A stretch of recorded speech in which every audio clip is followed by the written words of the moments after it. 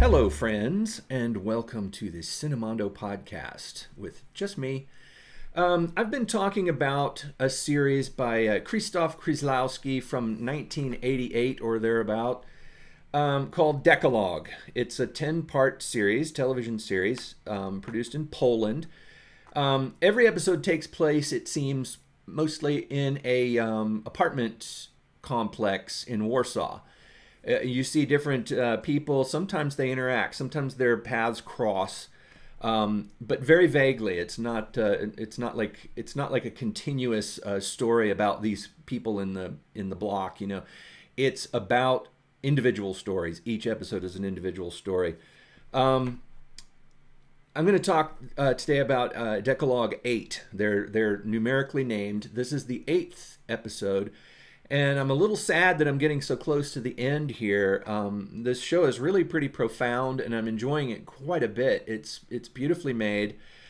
It also has a feel to it that seems very contemporary. I think a lot of people right now who are making serious, heavy kinds of stories, the stories that go deep into maybe some existential ideas or personal feelings and behaviors and humanity and ethics and that kind of drama. I think some of those series that you see now that have those elements may be informed by Dekalog, because this and also the look of it. It's got quite a contemporary look. And in fact, if you were watching this and somebody told you that this is a period series that takes place in 1988, you would watch it and it looks very contemporary except for the fashions and the cars. And it has a bit of a vibe. I've mentioned this before, that somewhat recent show called Chernobyl, which took place in Ukraine, about Chernobyl, had that kind of look, had that kind of sort of dark, brutalistic architecture, Soviet communist kind of look, gray, overcast, sort of colorless are the words that are used to describe. And the general kind of feeling of the people. One thing that I noticed about Dekalog is that it can be a big bummer. It's kind of a downer show. It's not a happy show.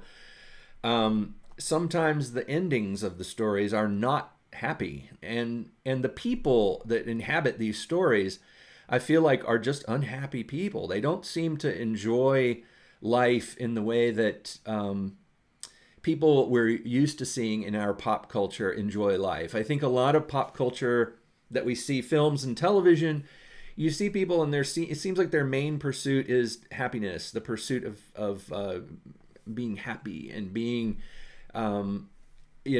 the bright, sunshiny happiness that we all yearn for doesn't seem to exist in the Decalogue world. Everybody seems to just be going through the motions of their lives, going to their work. The places where people work seem depressing, and just the lighting, the tone, there's a heavy feeling to these buildings and these offices and the apartment complex and the structure of it, this brutalist kind of, nothing is made, it seems like nothing is made to be beautiful or comforting. Anyway, with that said, the series is quite great. It is it is a bit depressing, but it's depressing in a way that it seems real, it seems lived in, it seems like you're not being manipulated. It's not a deliberate sort of overly sentimental kind of depressing sadness. It seems to be like a realism sadness, or realism depressing oppressiveness, if that makes any sense. The episode I want to talk about today is episode 8. It's called Dekalog 8. It is one of the heavier ones in a way that's interesting historically, because we don't really hear too much about the history of Warsaw and Poland as far as like World War II is concerned, and there are people who you kind of get a sense that you're seeing echoes of it still. But this one goes right on to it. And what's interesting is it's about a professor who speaks about ethics in her class and addresses it. And a friend of hers who she's worked with in her friend has done translation work for her, who comes to visit, and she says, could I sit in on your class? And she's like, sure. So she gets her students to present ethical dilemmas, problems, questions. And one student stands up and actually tells the story of the doctor from episode 2, from Dekalog 2. She literally tells that story as though she saw the show. But what you realize is that she probably heard about it. You know, it was probably one of those stories that went around, and she heard about it. So she told that story as an example of an ethical dilemma, which is interesting because what it does, it makes the series with this episode, I think, becomes the most self-referential episode, because we're literally talking about ethical questions here in the classroom. In a classroom setting, we have a professor who's speaking about ethical problems and how do we judge people. And so in a way, this is an episode about the show, about what I felt about the show, where we're being presented with these stories and these questions, these conundrums, like, whose side are we on? Was that a good choice, or was that a bad choice, or was that the only possible choice? Those kinds of questions. Is someone bad if they let this terrible thing happen because they're trying to stop 20 terrible things from happening? Those kind of questions. This one addresses that. It's about this woman. I guess there's an older woman who's the professor, and then a woman who's probably in her 40s, who is who comes to her classroom and tells a story about a little 6-year-old girl during World War II, who is her family. It's one of those nightmare situations where they're trying to find a place to hide. They need to hide. They have friends. I won't get into the specifics because it's very interesting to find out in the episode. But she tells a story about a woman who basically refuses to take her in, to help her. And so this little 6-year-old girl is then turned away and sent back out into the streets of Warsaw, 1943, where she very likely will get scooped up by the Gestapo. And so it's kind of a nightmare situation where you feel like she's gone to see this professor to tell her this story, because we see on the professor's face while she's listening to the story that she knows she was the woman that turned a little girl away during the war, and that her friend is that little girl. It's pretty profound, pretty heavy, but the woman who was the little girl who was turned away doesn't seem to be angry or resentful. She seems hurt by it, obviously, but she doesn't seem like she's gone there to accuse or to rub this woman's nose in it. She goes there primarily and tells her this story, it seems, primarily to try to understand her. And so the two of them, through the course of the episode, become friendly with each other, become close in the way that they are kind of openly discussing things. And finally, you get the impression that they kind of reach an understanding. There's almost a justification for it, but you realize how horrible that is and how horrible the war was outside of the battlefield. The battlefield was a nightmare, relentless nightmare, but the people in these situations who had to deal with both sides of the conflict and allegiances and subterfuge and all these things that people had to do to survive. And her story basically is like, I turned you away because if I had not turned you away, more people would have died. And so it's kind of a as the little girl who was turned away and had to go back out into the streets of Warsaw, she eventually, of course, obviously survived, but she felt like, the older woman felt like that little girl probably died. So she spent her whole life feeling guilty for that little girl and feeling horrible about it, but also weighing the results of her actions. If I had not done that, then all these other people would have been executed and shot in the streets. And so you can't, you have to weigh that. And I think that's why she became a professor of, an ethics professor. I believe that's what she is. But the two of them kind of reach an agreement in the story, and they go and visit the man who the little girl, when she was a little girl, the man who she was supposed to go live with. And now he's an old guy with a tailor shop. And she goes and sees him, but he does not want to talk about the war. He refuses to talk about the war. When she tries to tell him, I wanted to thank you for being prepared to take me. He says, would you like a jacket? Would you like me to make a coat for you? Have you picked out your cloth? And finally she says, you're not going to talk about this with me, are you? And he says, no.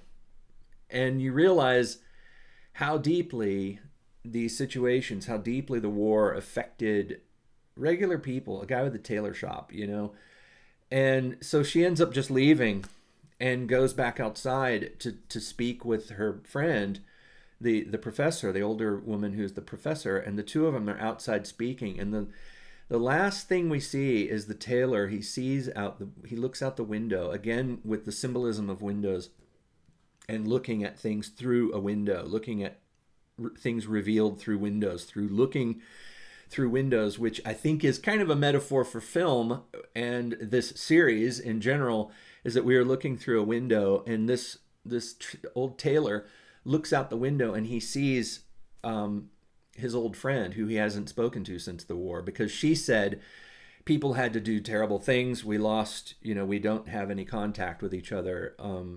So you don't really know exactly, but you kind of get the impression that someone maybe, worked with the Gestapo, turned somebody in, or did something horrible because they had to survive. It was their only option.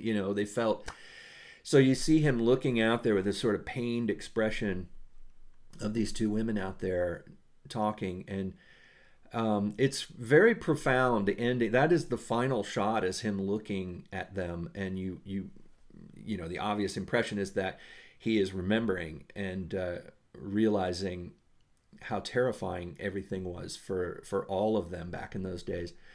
It's a very profound ending. Sometimes these stories end when you least expect it, or they end on a note that isn't a typical note that such a story would end on. It doesn't have a twist. It doesn't have a resolution where everybody's laughing and everything's fine and happy.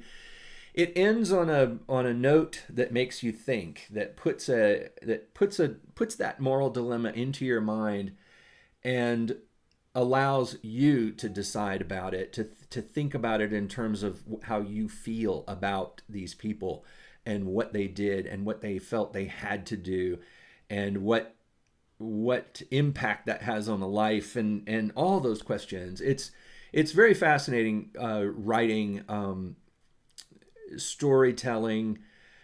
Again, the cast is incredible. The cast is great. There's a lot of other symbolism in here that I'll leave for you to notice.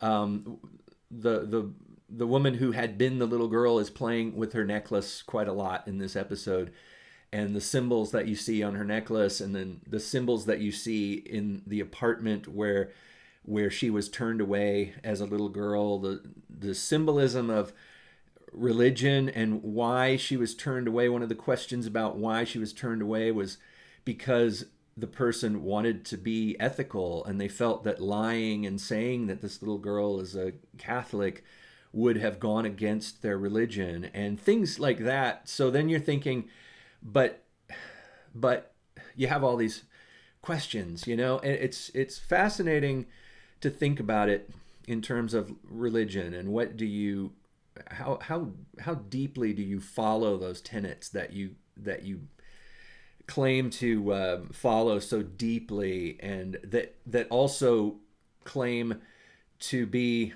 the ethical choice, like a commandment or whatever. This is the ethical choice, and you read it and you're like, okay, there's no disputing that. But then you think about it, it's like, yeah, but what if this happens?